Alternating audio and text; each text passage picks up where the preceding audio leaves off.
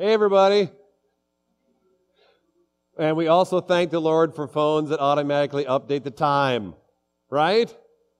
Every year, I remind you that if I ever get into politics, the one plank in my platform is to abolish daylight savings time.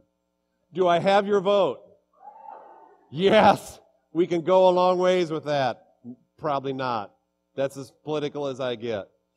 Try not to think about that. This is a perfect morning for things not to go right with me.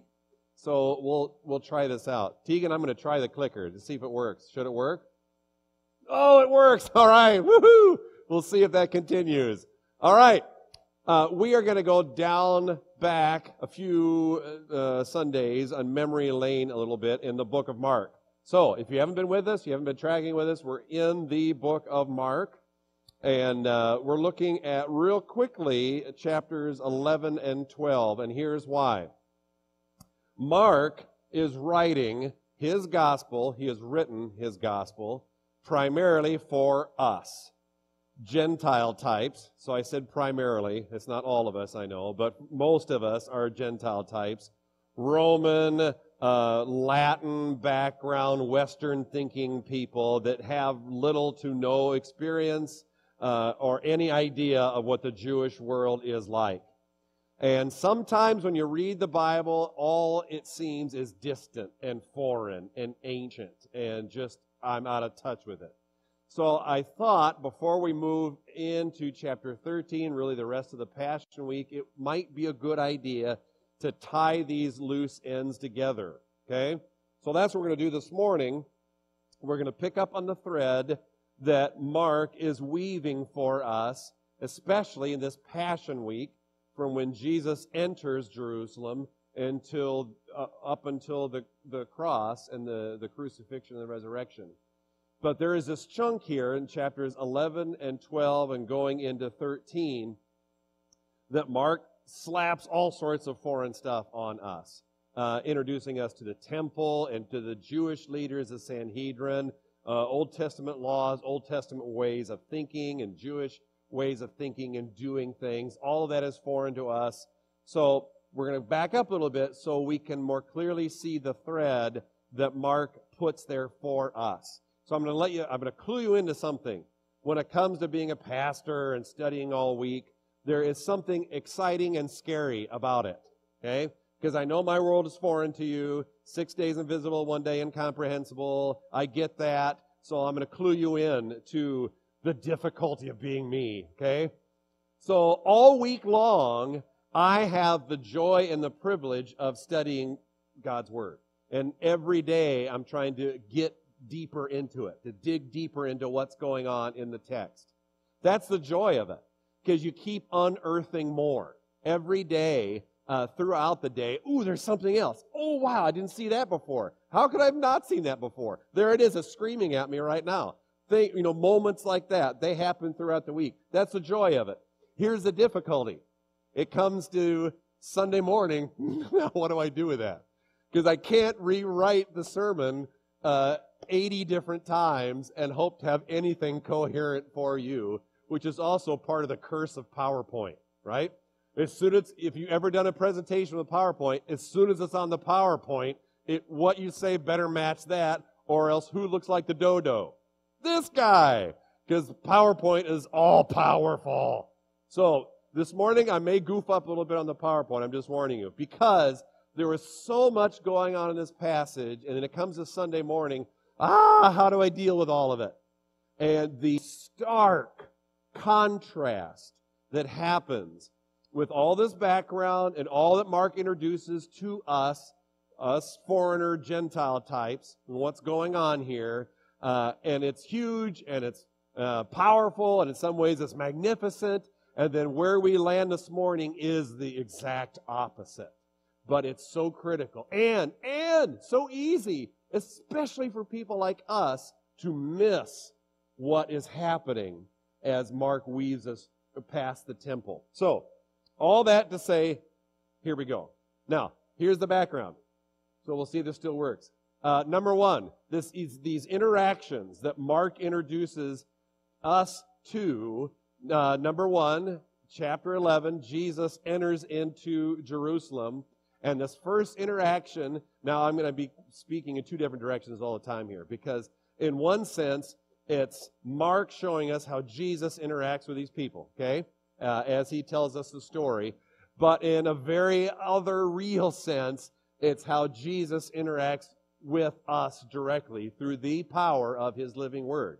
And we do confess and believe that his word has power. So as we look at it, he is interacting with us. Number one, he comes to Jerusalem, and what does he do? He clears the way. We looked at just a few weeks ago how that entrance in Jerusalem, now a lot of people talk about that as the triumphal entry. And as we looked at it, it's not so triumphal. Jesus comes in, and people are screaming, Hosanna, blessed is he, and all that stuff. And then as soon as he gets in the gates, what happens? The crowd goes away. The triumph is over. If it was a triumph, he goes straight to the seat of power. But he doesn't do that. Where does he go? He clears a way not to power and privilege and to the throne. He clears a way to the temple. What does the crowd do? The crowd goes away. Disciples, maybe a handful of people follow him. He sees it's kind of late in the day and he goes away. What an anticlimactic kind of ending to that day. Jesus, not just then, but right now, I certainly believe this is where Mark is drawing us. Jesus is clearing away not to simply the physical temple, but he's clearing the way to this temple. What are the things that are the distractions, the issues that we've got to face as Jesus goes straight for our heart? We need to see where he's going. The church needs to see where he's going as he moves to the temple of our heart. The nations around us, as we looked at that a few weeks ago, need to see, because that's what the temple was for crying out loud. Not all the money and the exchanging of money and all the animals, all that stuff. Push that aside. This is to be a place of prayer for the nations. Pagans, everybody should be able to draw close to the Lord and see him. But they miss that. We need to clear away through all that clutter and all that junk so that Jesus can come into our hearts and put his kingdom there. So, that's the first thing we looked at, clearing the way, the triumph, and we talked about triumphal entry, that is yet to come. The triumph is going to happen, but first we got to go through the religious stuff and all the conflict that comes along with that. So the second interaction is we look at through the what is the conflict? The real conflict, here it is. Is Jesus my authority or not?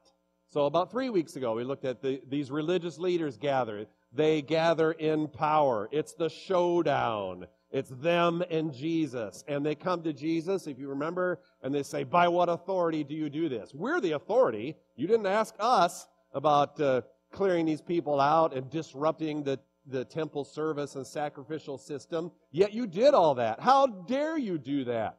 So you, Jesus, prove to us, you explain to us, by what authority do you do the things that you do?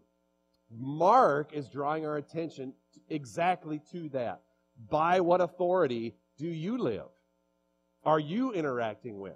Do you acknowledge Jesus as your authority? And in your life, especially if you call yourself a Christian, a Christ follower, is Jesus being daily replaced? Or is Jesus doing the replacing? Think about it. If you claim his Lord and Savior, if you say he's your authority, does he really, truly have authority in your life to speak into the things that even you don't want him to? Does he have authority to say, this has got to go? Does he bring your attention to that? Or do you try to ignore him? Do you try to replace him instead of allowing him to replace all that other stuff in your life? And also that passage drew our attention to something happening that's marvelous in our eyes. So sometimes we look at Jesus' work in us and see nothing but pain and disruption, and why does he just take away all the things that I want or the things that I feel like I need, right? No. There is something going on that if you acknowledge Jesus' authority, that you see him and know him as Lord and you're responding to him, there is something marvelous in our eyes that is happening as Jesus works. Not just pain and sorrow and do I have to give up this and that and the other thing. It's marvelous because there's something so much deeper and more wonderful as Jesus does his work, working through that conflict to reveal in us. King Jesus works in the conflict in us. That conflict is still there because of sin, to bring about the ultimate victory between us and the ongoing struggle with sin. Third interaction. Mark, as he shows us what's happening there in the Passion Week, and as Jesus is interacting with different groups and different kinds of religious leaders, he brings our attention to not just the temporal or the temporary, but he brings our attention to the eternal.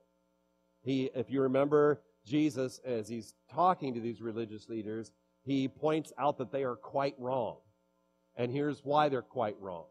They don't recognize that God is eternal.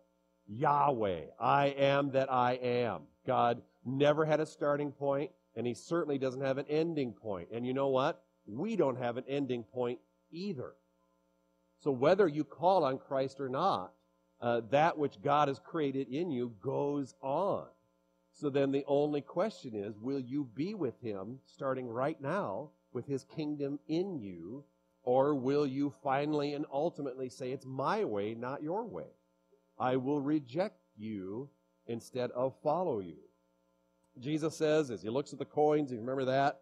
That brilliant moment that Jesus has with these leaders. They bring the coins out, and Jesus says, render unto Caesar what is Caesar, and God's what is God's. If you have eternity in view, and if that kingdom of Jesus's is becoming more in your life, and more a part of your life, the way you think, the way that you reason, and your priorities, and the goals that you have, the money, it's easy to say, it's got Caesar's name on it. It's got Washington's name on it, Lincoln, or whoever, I don't know who's on the coins. But give them back. If the government asks for it, fine, take it. Who lives like that? It's tax season, right? This week, I have the joy of doing my taxes. This, for me, is the most emotional time of year for me. I hate it, but I've got to do it. Do I have that attitude that, my faith is not in the money? I don't live in the now. I live in what God has before me with eternity in view. Give it. Caesar wants it, give it to him. Because Jesus gives something far more, far greater, far more satisfying. So instead of being quite wrong, we can actually do the opposite. We can let today be governed by an eternal reality so that we know our existence is safe, is secure, and can even thrive in the eternal reality of the kingdom of Christ. So one more interaction, the fourth one here. Loving as Christ loves you. Jesus was speaking to the scribe. We looked at that this past week. As they're interacting, Jesus ends with this idea that he presents to the scribe after talking about the greatest commandments, and they're in agreement in those things, and Jesus looks at him and says, you're not far from the kingdom. And this moment, no one dares ask any more questions.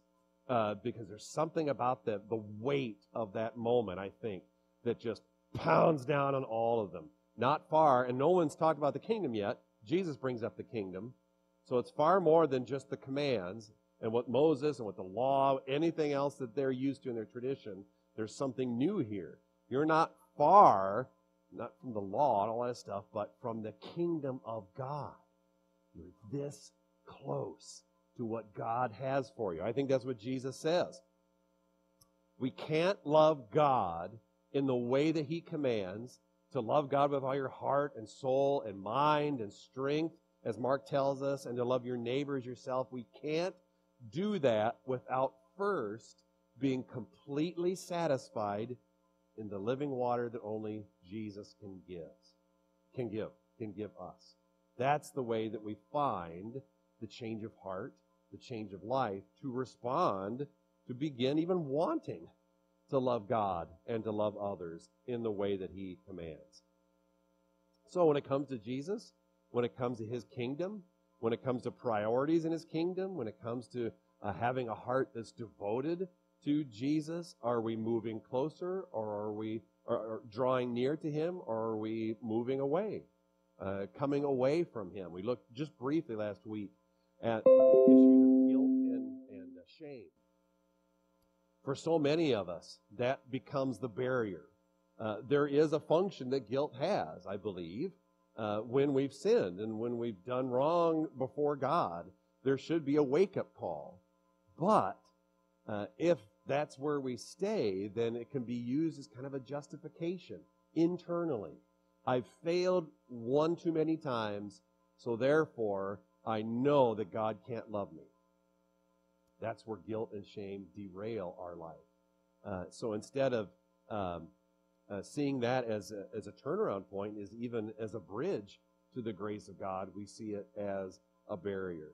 We can't stop at that our own failure and see that as the end.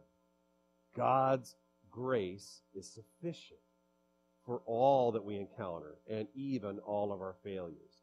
I believe those things are the interactions that Mark has for us as we interact with Jesus, as we try to understand what it is going on in this last phase of public ministry that Jesus has here in Jerusalem. So if we look ahead just real quick, we got to get used to this new kingdom reality, because the old reality is going to be physically gone. So Mark chapter 13, verse 1 and 2. And as he came out of the temple, one of the disciples said to him, "Look, teacher, what wonderful stones and what wonderful buildings." And Jesus said to him, "Do you see these great buildings? There will not be left here one stone upon another that will not be thrown down." What is about to happen physically with the building, temple, the whole area proper, is really what's already happened spiritually. Spiritually, it's dead. It's empty. It's meaningless. There is no presence of God there. And ultimately, the physical reality will also be gone. The Jews will revolt. Romans will come in. They'll smash the rebellion, and they'll smash the temple. So the only thing that's left are the largest, multi-ton stones that are still there today. Everything else that they could move, they did move. So Mark leads us to that point where they're leaving the temple. They say, "Look, what a marvelous place." Jesus says, "Nuh-uh, it's going to be gone." And then he leads us into this last phase of teaching with the disciples and what is going to happen next in the kingdom, leading off into the future. So we're not going there this morning. We are going to look at what Mark introduces so briefly right before chapter 13. So Jesus and the disciples, they're still in the temple area, crowds of people, noise, all sorts of things going on. And Jesus draws our attention through Mark to someone. The contrast. Here we go. Mark sees in this account the next step in what it means to be following Christ, which isn't completely a new thing. Jesus has already been teaching about this, but this is the final step in this speaking and teaching publicly that he draws us to. So the spotlight narrows and focuses in on someone that you would never, ever notice for any other reason. So Mark draws us our attention into this poor widow woman. Now, last week we looked at Jesus' warnings about the scribes, about the lawyers, and what lawyers do to widows. Maybe this poor elderly widow woman, maybe she's part of what Jesus was warning about what the scribes do. Maybe her home's gone because of the scribes. We don't know much about her. We know painfully little about her, but just enough that Mark introduces us to draw us to the point where we need to be this morning. So let's read it. Mark 12, verses 41 through 44. And he sat down opposite the treasury and watched the people putting money into the offering box. Many rich people put in large sums, and a poor widow came and put in 2 small copper coins, which make a penny. And he called his disciples to him and said to them, Truly I say to you, this poor widow has put in more than all those who are contributing to the offering box. For they all contributed out of their abundance, but she, out of her poverty, has put in everything she had, all she had to live on. So there's something you got to understand about the offering box. I found all sorts of different artist renditions this past week. I don't know if they looked exactly like this, but most of the scholars that I've read say that there was a box with some kind of horn sticking out of the top. So you see a couple different options there, and probably made out of brass, some kind of metal that would have been in common use in Jesus' day. And there were different boxes there in the temple area, offerings for different reasons. So they had some kind of organization to them. So I like to think of it this way. Have you ever taken a big jar of random change to the bank to have it counted in one of those money coin machines? You ever done that before? You're lucky if it works, because all money is really filthy. It's not just your hands, it's everybody else's hands, all the grime, all the disease, who knows what's on those coins. And it always gums up the machine. Half the time the machine isn't working.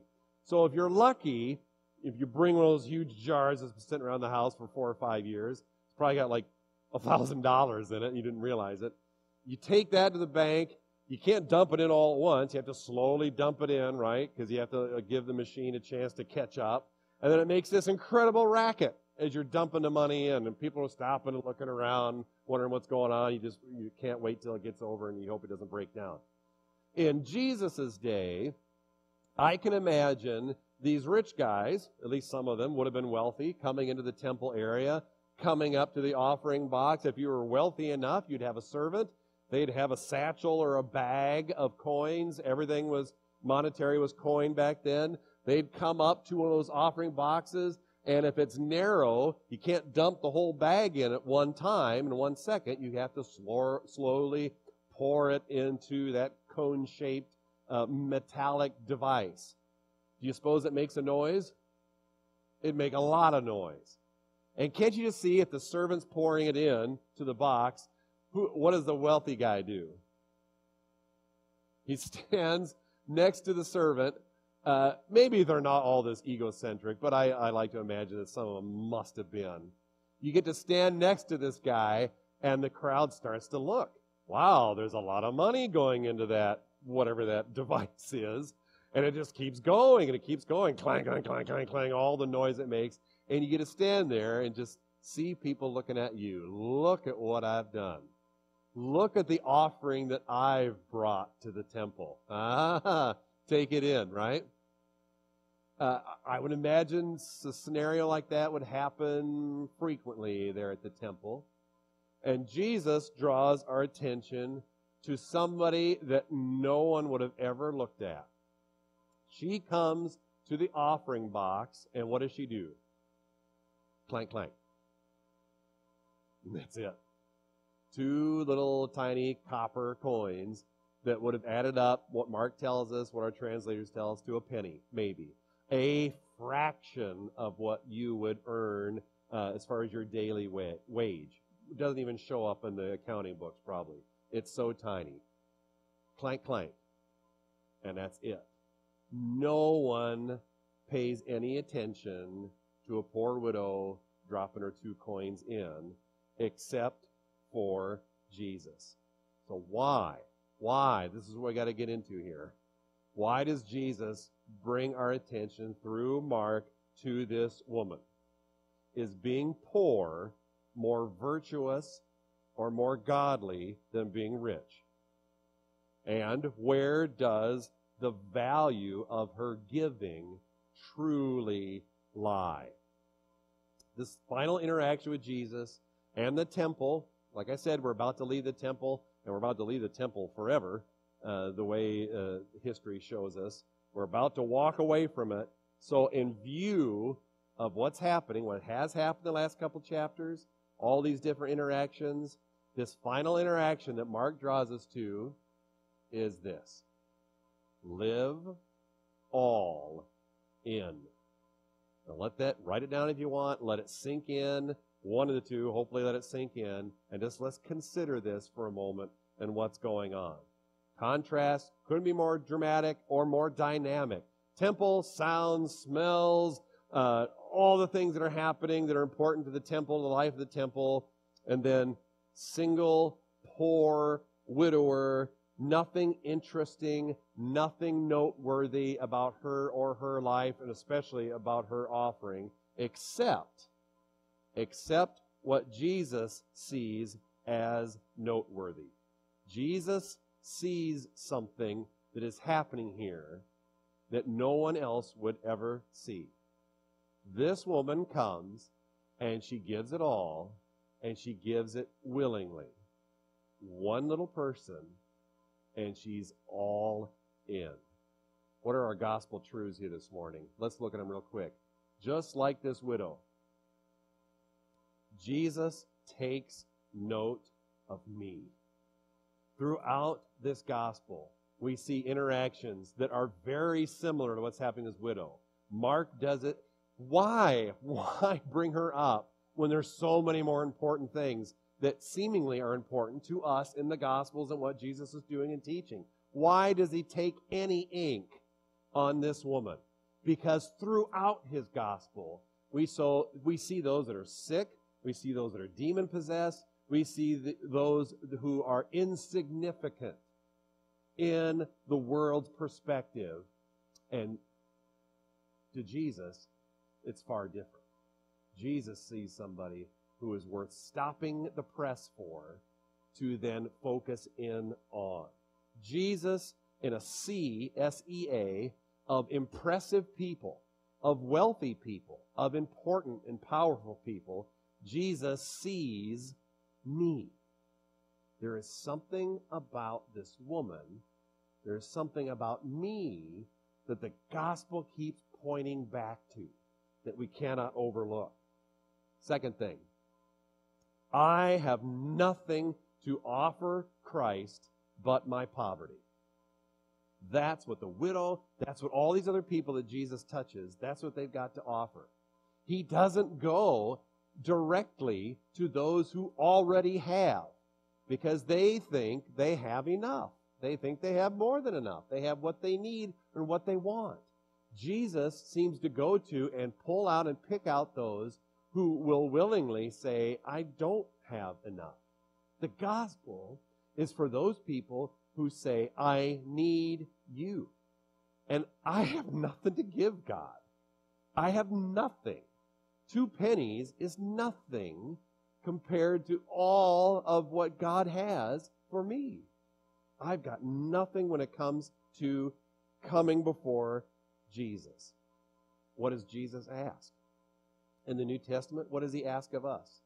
Now, Romans, Paul tells the Romans that there is something about being a living sacrifice, that in view of all that Christ has done, his mercy, his love, and all that he's given to us, with all that in mind, the only possible response we can have is give it all back.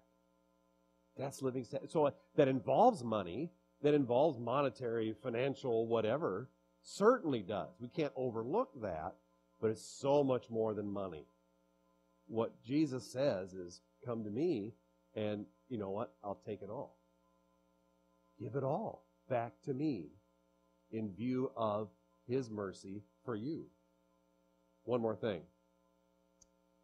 Jesus truly is my daily bread. How does he teach us to pray in the Gospels? Give us this day our daily bread, right? Forgive us, you go on and on. Here's something to think about.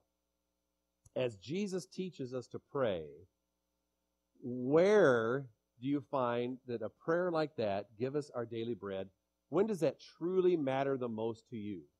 Out of excess or in want and need?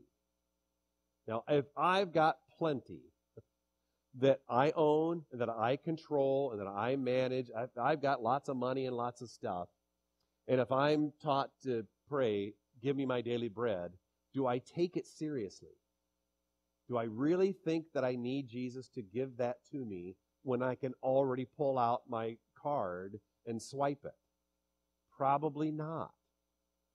Now, hear me out here, if we are responding to Jesus as authority in our lives, and if we are coming to the point where, Lord, I love you so much, I see your love for me, and I just want to give it to you, then out of a faith response, and if you understand that it's all Jesus's, even my life is His, then how does that affect your prayer? Give me, Lord, what I can't give, because I've given it to you. I'm no longer dependent on what I can pay for, or what I can create, and what I manage or control. I know, Jesus, I need you this day. What does the widow do? Do we have any indication from Jesus that she goes away and she's got her IRA, or she's got something else to lean on or depend on? No. What does Jesus say? They all contributed out of abundance, but she, out of her poverty, has put in everything she had. Everything she had. What if we did similar? That's scary, right? That gets into, now it's no longer a nice little Bible story about this widow girl, woman, but it's personal. What if, in view of what Christ has done, and what if we took things a lot more literally than just safely? Because it's pretty easy to safely give. Again, I'm not just talking about money. All of who we are, all of what we have, all of my everything is what we looked at when we looked at those commands a couple weeks ago. If we really did that, and we went away without the last 2 pennies, and if we prayed, give me my daily bread because I don't know where it's going to come from, how would our lives as Christ followers be transformed? It's awkward to think about it like that, isn't it? I don't appreciate looking at life like that either, because I'd like to think I've got enough to hold on to. What if I didn't have it to hold on to? And what if I really did trust that Jesus was good enough, actually, to give me everything that I need? Now, the reality is He gives me everything anyway. I rarely admit that or think about that. But what if actually I had to look at life like that? That He truly gave what I needed for this day, just like Israel out in the desert. Just enough manna, I'm not going to starve today, life is good. What if we really lived a lot more like that? That's the uncomfortable zone that the Gospels take us into. So, what keeps us? Let's identify some of these enemies. What keeps us from living all in like that? There are some dysfunctions that we have. There's some personal sin issues. There's some selfishness. There's some not getting my own way or not getting my one thing. Every once in a while we talk about that. That people, when it comes to church involvement, church attendance, church membership, well, we either look at it in one of 3 ways. No thanks, I don't need it. I don't need anything that you give. It's not that it's bad. I'm just, I don't see the point of it. There's a whole lot of people like that. There's a whole lot of people that say, I'm in as long as I get my thing. My one thing, sometimes it's 2 or 3, but usually it boils down to 1.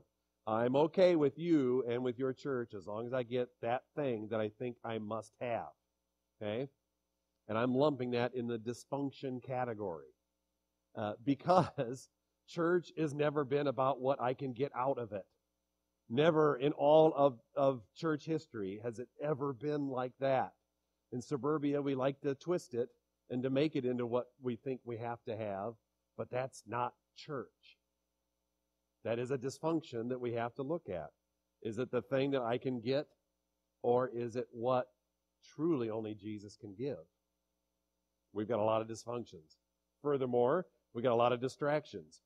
Our brokenness, the brokenness of others, the brokenness of church. We are a bunch of broken people together. That becomes an issue. And maybe the brokenness of the other people that we want to draw near to. There are so many reasons that we can easily come up with that fall under distractions, reasons to justify not giving. Maybe financially not giving, because I don't trust what this church is doing. Maybe distractions when it comes to giving more of my time or my talents, being more all in to the body of Christ. Not seeing the body of Christ as something that exists to make me better, but me seeing it as an opportunity to be a part of other people's lives, so that everybody else can be built up, or even everybody else first can be built up, and I'll be second or third. There's a whole lot of reasons that we can easily come up to say, that's not me. I'm not going to be into that extent. That's too much. Especially when I've got so many other things that are so important that I've got to do right now that fill up my priority list. And the church will fit in where it's convenient after a certain amount of time. There are things that just lead us away from seeing Christ and seeing His authority in our lives. One more. And I call it disbelief. I mentioned guilt and shame at the beginning. It's so easy to come to a point where it's all a fail because I'm a fail. I just can't believe that Jesus would want me. I've got nothing to give. At the moment where you've hit bottom, if you've had one of those moments spiritually where you feel like you've hit bottom, okay? Not just everything else, but, empty, way down deep inside. What do I have, honestly? Seriously. Why would God, if He is God, if He sees me as I truly am, why in the world would He want me? I cannot believe that God could be that interested in somebody who is dirty as me. Disbelief and the shame and the wall that comes up that we like to put up between us and God. There's no way that God could be that good or that loving or that forgiving or even that powerful or that capable. It's not you, God, it's me. Reaction to His grace. How could I have that kind of value or significance to God? That's the ultimate breakdown in what our response is, and that kind of keeping us distraction from living all in. Complete disbelief. That's, I believe, out of all those other things we looked at, or things I mentioned, the disbelief, that's the core. That's the root problem, the root issue that we all struggle with. All those other things, they kind of sprout out of that. It's the core of disbelief. Can I really believe God is that good? And it's difficult to face that one. And it's just as difficult as it was in Jesus' day. Just as difficult, I believe, as what that widow did. Putting in the last 2 coins. Really? Could you come to Christ, not with money, could you come to Christ with whatever that last disbelief is in your hand and say, I'm chucking that in too? You dare do that.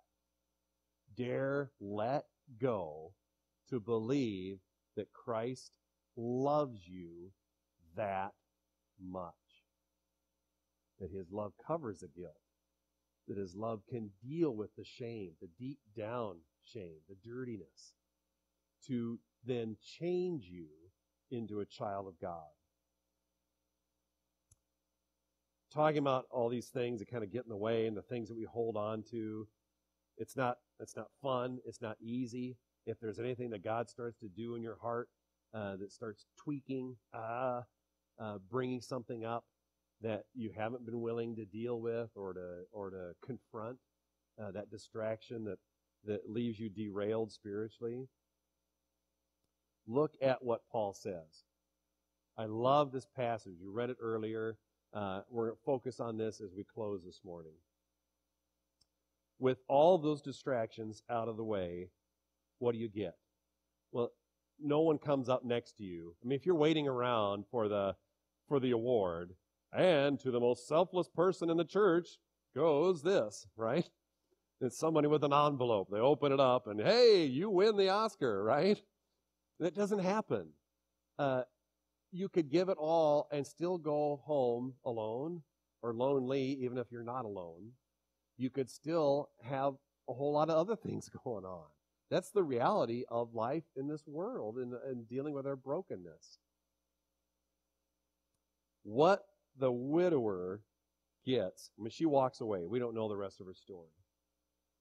But if she is in line with the gospel, if she understood really what was going on and what Mark is telling us, if there was something going on in her life, what does she go away with? She gets God without distractions. What we are confronted with this morning is if we live life all in, if Jesus truly is the authority, if he can speak into anything, and if he says remove this or drop this or go there or be a part of that, and we do it whether it makes sense or not, we do it regardless of the cost even. If we just follow him, what do we get?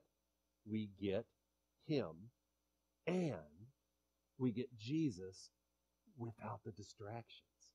That's the beauty of what the gospel does, and you don't realize that until after you're all in. That's faith. Now, what does Paul tell us? In any and every circumstance, I have learned the secret of facing plenty and hunger, abundance and need. What's the secret of plenty and abundance?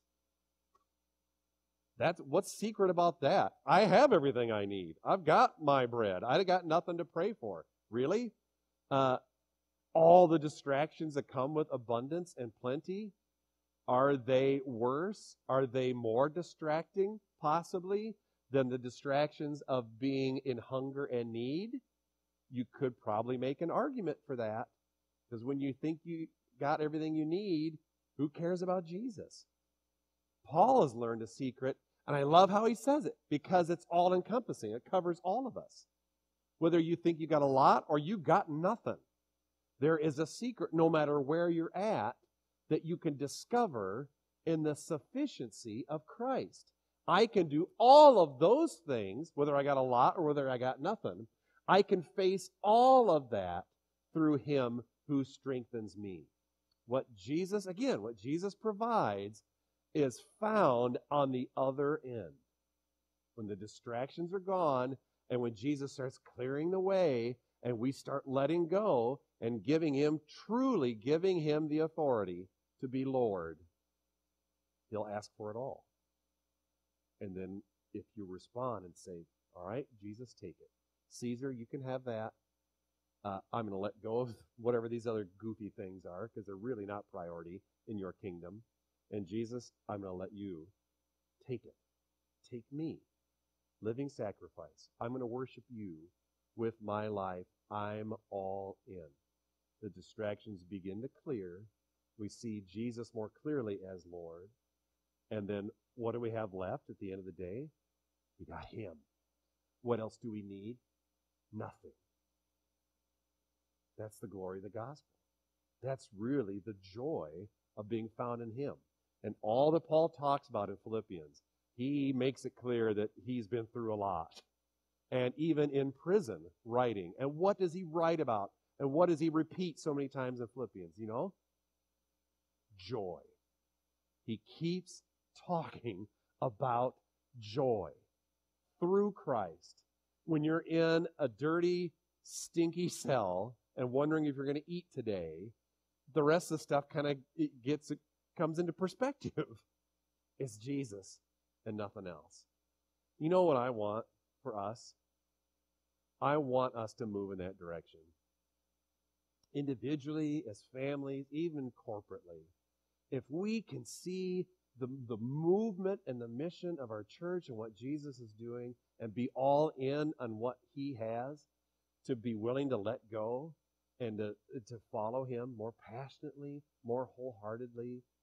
Oh, the joy that comes and the fulfillment that comes that can only come from Jesus with distractions out of the way. I'd love to see that, and I'd love to see us move towards being all in. Let's pray.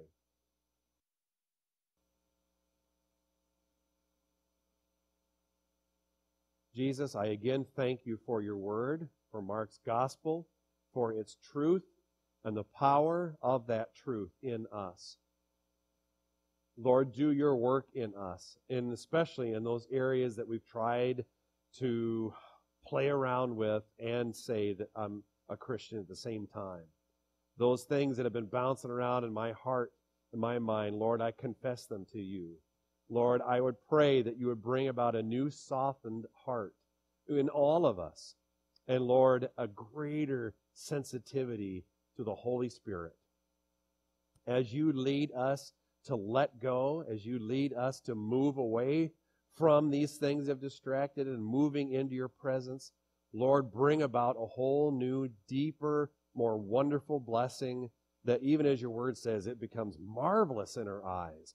We can see, finally, when all this other junk begins to clear out of the way, we can see you, that you are all that we need. Nothing else satisfies. It's all broken wells. Lord, fill us up as only you can fill us up. In Jesus' name, amen.